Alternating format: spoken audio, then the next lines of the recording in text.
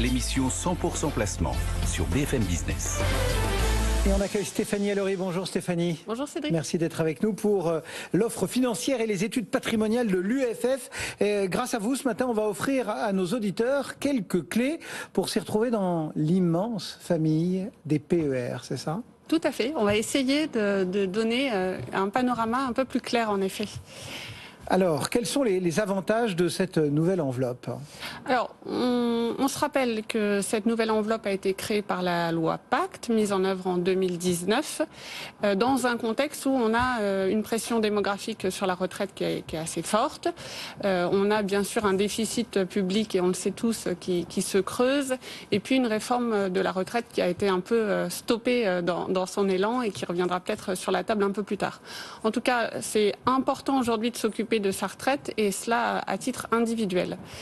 Donc cette famille des PER, finalement, on va la décrire succinctement pour se mettre derrière nous les acronymes. Donc on a le PER individuel.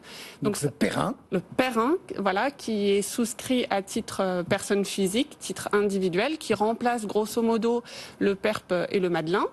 On a le PERO, le PER obligatoire, donc là souscrit par des entreprises pour leurs salariés, qui remplace peu ou prou l'article 83, et on a le PERCOL, donc PER collectif, qui remplace peu ou prou l'épargne salariale.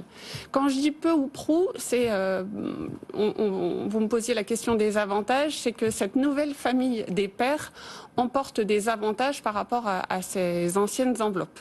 Alors quels sont-ils ces avantages ? Alors d'abord, et ça écrase un petit peu tout, certes on a des produits qui sont des produits qu'on appelle tunnels, mais le bout du tunnel, contrairement aux anciens produits, c'est la sortie possible en capital. Et ça c'est vraiment important. Parce qu'avant, de très nombreux produits de retraite étaient des produits à rente, et on sait que les Français ont une espèce d'aversion pour la rente. Voilà, donc on a un bout du tunnel clarifié avec une possibilité de sortie en capital ou en rente. D'ailleurs, on a des clients qui aiment la rente et qui, ça leur offre de la visibilité.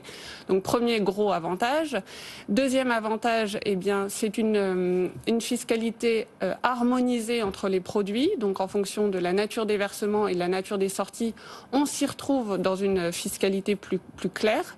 Et puis on a un transfert, c'est très important, on a un transfert possible des anciennes enveloppes vers les nouvelles enveloppes, premier transfert possible, mais également intra-enveloppe, puisqu'on va pouvoir jouer dans notre famille des pairs et se dire, par exemple, moi j'ai constitué un pair collectif dans mon entreprise, je la quitte, je peux rapatrier ces avoirs sur mon pair individuel et au final avoir un panorama éclairci de ma situation de retraite.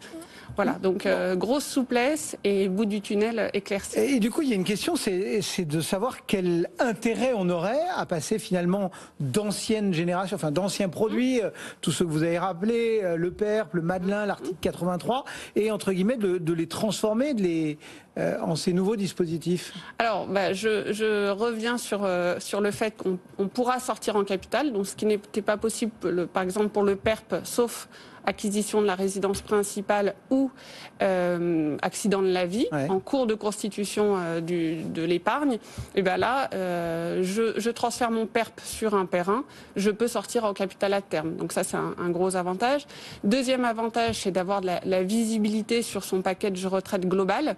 Donc avoir finalement un espèce de, on avait eu cette expression dans le passé, un sac à dos retraite individuelle clarifié, où je peux gérer tous mes avoirs au sein d'une même famille et je peux gérer également mes bénéficiaires en cas de décès et avoir de la visibilité là-dessus. Et puis, c'est accéder à des produits de dernière génération. On est dans une situation où on le voit bien, le support en euros, par exemple, des pairs individuels s'effrite, comme ceux de l'assurance vie. Et avoir accès à des produits dernière génération, c'est aussi des UC plus performantes, des gestions pilotées astucieuses, intelligentes, qui aident finalement dans la gestion de sa retraite. Et en cas de décès ? Alors, en cas de décès, on est peu ou prou sur la fiscalité de l'assurance vie. Un point d'attention quand même sur une différence avant et après 70 ans. Il y a une petite subtilité sur le père individuel puisque la fiscalité s'applique sur l'intégralité du capital pour les primes versées après 70 ans. Donc, un point à faire avec un spécialiste sur le sujet parce qu'effectivement, on parle de la constitution, on parle de la sortie en capital ou en rente, mais c'est très important de savoir ce qui se passe en cas de décès. Donc un point à faire avec un conseiller spécialisé à tout prix. Merci beaucoup Stéphanie. Merci à vous. Stéphanie Alori, donc directrice de l'offre financière et des études patrimoniales de l'UFF. À très bientôt. Au revoir. Le marché parisien.